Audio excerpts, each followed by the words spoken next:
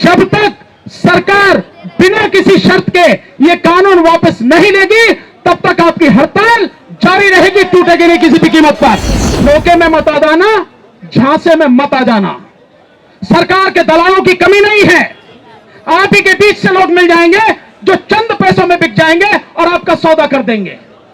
ध्यान रखना इस बात को, मैं बार बार कह रहा हूं। इसलिए साथियों, इस कानून के बनने के बाद होगा कि पुलिस को खुली छूट मिल जाएगी, आरटीओ को खुली छूट मिल जाएगी कि आपको जब चाहे, जहां चाहे, जैसे चाहे, जितना चाहे आपका शोषण कर सके।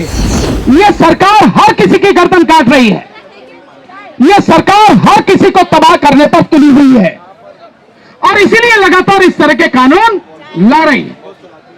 कानून लाने का तरीका जो होता है वो तरीका यह है सरकारों का कि जिस क्षेत्र में बात सरकार से कुछ नहीं करे, बहुत सीधी सी बात है, भैया कानून वापस ले लो, हमें तो बात करने की जरूरत नहीं है। जैसे कृषि कानून वापस लिए, कोई लिखित समझौता नहीं। आप जानते हो मोदी और अमित शाह को यूटर्न मारने में इनका कोई दूसरा मतलब इनका मुकाबला नहीं कर सकता। आपको लिख के भी दे देंगे तो क्या कर लोगे आप? यूटर्न कर जाए, क्या फर्क पड़ता है उन पे? मौखिक की तो कोई बात ही नहीं है, मुंह जबानी की कोई बात ही नहीं है, लिखित में भी आपको दे दें तो भी एक पल में बदलने में इन्हें जरा सा फर्क नहीं पड़ता। सभी देशवासियों की समस्याओं का जो सबसे बड़ा कारण है यह है मोदी सरकार। और मैं बहुत स्पष्ट कह रहा हूं, जब तक इस सरकार को उखाड़ के नहीं फेंकोगे इस देश के लोगों की समस्या का समाधान नहीं होगा। इसलिए और ये सरकार जीत के आ रही है केवल ईवीएम से। देखो भाई, दो शब्द में तो कोई बात नहीं होगी, उसमें तो नमस्ते हो सकती है। साथियों, आज जो आप सड़क पर हैं, इसी तरह से इस देश में भिन्न भिन्न संस्थाएं, भिन्न भिन्न सामाजिक संगठन और तबके लगातार सड़क पर हैं। चाहे वो बेरोजगार युवा हो, चाहे वो किसान हो, चाहे आंगनवाड़ी महिलाएं हो, चाहे फौजी हो, जिस तरफ देखो अलग अलग तरीके से सभी लोग सड़क पर हैं और सबकी पिटाई हो रही है। मैं ये शब्द इस्तेमाल करूंगा, शायद सही रहेगा, आम जनता को समझ में आ जाएगा। सबकी पिटाई हो रही तबीयत से। ये जितने भी लोग हैं इनको नहीं समझ में आता, ये आप लोगों को समझ में नहीं आता। भाई मेरा अलग अलग लड़ने की बजाय सारे इकट्ठे होकर लड़ो। ये सरकार हर किसी की गर्दन काट रही है, यह सरकार हर किसी को तबाह करने पर तुली हुई है और इसीलिए लगातार इस तरह के कानून ला रही है। कानून लाने का तरीका जो होता है वो तरीका यह है सरकारों का कि जिस क्षेत्र में आप कानून लेके आ रहे हैं, जिस बात के लिए आप कानून लेकर आ रहे हैं, उस विषय पर बाकायदा जो उसके एक्सपर्ट हैं, कानूनी सलाहकार हैं, कानूनी जानकार हैं और उस संस्था से जुड़े हुए लोग हैं, आप उनसे बैठक करके सारी स्थिति को समझो और उसके बाद आप कानून लाओ। लेकिन आपसे कोई पूछताछ तो नहीं की सरकार ने? जोर से क्यों नहीं बोलते, बताते क्यों नहीं की? आपके जो ट्रक मालिक है उनसे भी कोई पूछताछ नहीं की? आपके जो संगठन है उनसे भी कोई पूछताछ नहीं की? इनके जो कानूनी सलाहकार है उनकी कितनी अकल है मेरी समझ में नहीं आता। लेकिन जब कानून वो बना रहे हैं तो कानून से आगे सुधार होना चाहिए उस दिक्कत की वजह से जिसकी वजह से बना रहे हैं। लेकिन मैं थोड़ा सा पीछे लेके जाता हूं। जब इन्होंने जुर्माने बढ़ाए थे चालान के, 1000 के 10,000 किए, 2000 के 8000 किए, क्या उस कानून के बाद में कोई सुधार हुआ?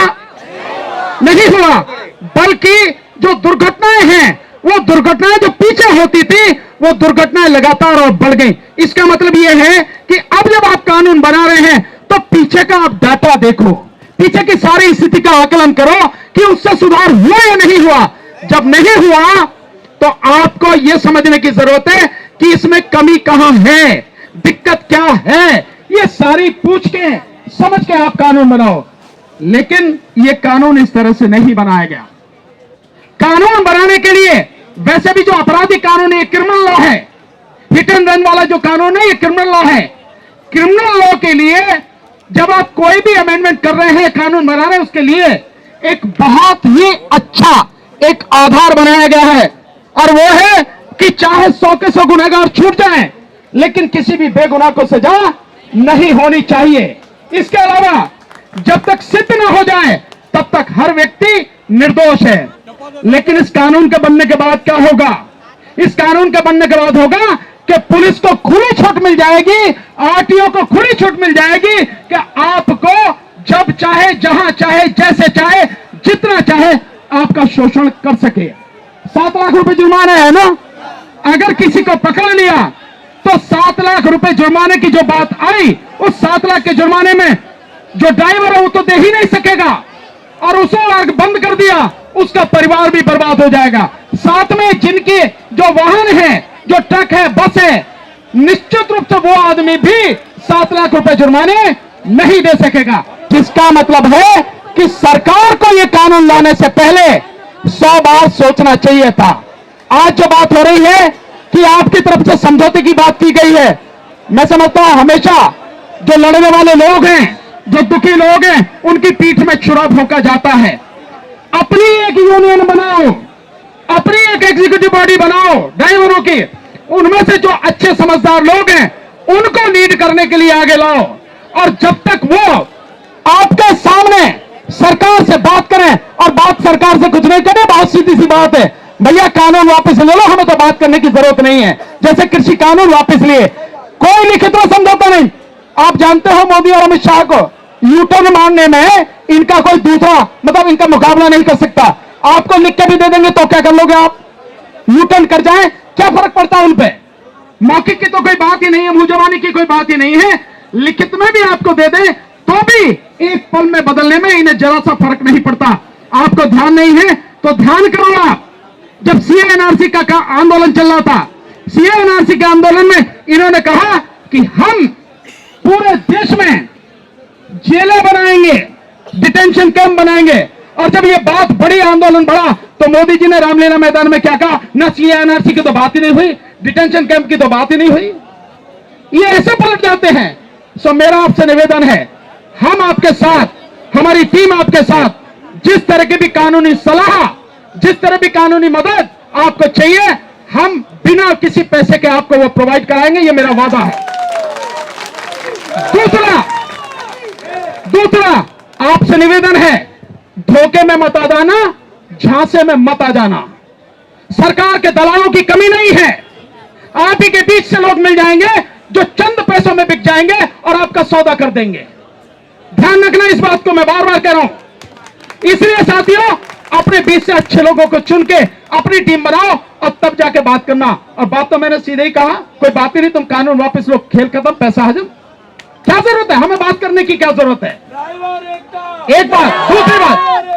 दूसरी बात साथियों, अभी इसी मंच से आप घोषणा कीजिए, मैं नहीं कर सकता क्योंकि आप ही कर सकते हैं, उसको आप ही को अधिकार है, कि जब तक सरकार बिना किसी शर्त के ये कानून वापस नहीं लेगी तब तक आपकी हड़ताल जारी रहेगी, टूटेगी नहीं किसी भी कीमत पर।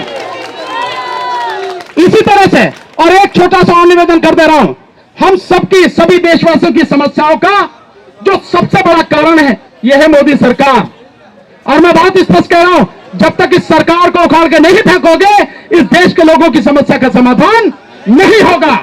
इसलिए, और ये सरकार जीत के आ रही है केवल ईवीएम से, और हम यही जंतर मंतर पर 2 दिन बाद 6 जनवरी को ईवीएम के खिलाफ आंदोलन कर रहे हैं, पूरे देश से लोग आ रहे हैं। मैं आपसे भी निवेदन करता हूं, आप भी आइए। हालांकि आपके पक्ष में मैंने रात ही प्रेस कॉन्फ्रेंस करके आपका समर्थन दे दिया था, आपकी हड़ताल को मेरा समर्थन है। जो कानूनी सलाह आपको चाहिए, कानूनी मदद चाहिए, वो आपको हमेशा उपलब्ध रहेगी। रात ही मैंने ये सारी बात कह दी थी और लाखों लोग उसको देख भी चुके हैं मीडिया पर। हम आपके साथ हैं, लेकिन साथियों आप भी हमारे साथ आओ। व्यक्तिगत मेरे लिए नहीं, ईवीएम की लड़ाई मेरी अपनी नहीं है, यह हर व्यक्ति जो खड़ा है उसकी लड़ाई है, देश की लड़ाई है। मैं आज तक किसान आंदोलन में था, वो मेरी व्यक्तिगत लड़ाई नहीं थी, देश की लड़ाई थी। 13 महीने साथ रहा। सीएनआरसी के आंदोलन में पहले दिन से आखिरी दिन तक साथ खड़ा था उनके, और सरकार की हिम्मत नहीं है कि आज तक भी कानून पास करा लिया, राज्यसभा में भी, लोकसभा में भी, राष्ट्रपति के साइन हो गए, नोटिफिकेशन हो गया, फिर भी लागू नहीं कर सकी। सरकार की हिम्मत नहीं है। आपके साथ रहेंगे, मेरा अकेले का नहीं था, लेकिन फिर भी मैं साथ था। इसी तरह से जो वन पेंशन वाले हैं उनके साथ खड़ा हूं, जो वो ओल्ड पेंशन की बात कर रहे हैं, मैं उनके साथ खड़ा हूं। व्यक्तिगत मेरी लड़ाई नहीं है, व्यक्तिगत मेरी लड़ाई में कभी मत आना, पर जब सबकी लड़ाई हो, समाज की लड़ाई हो, तो साथ देना।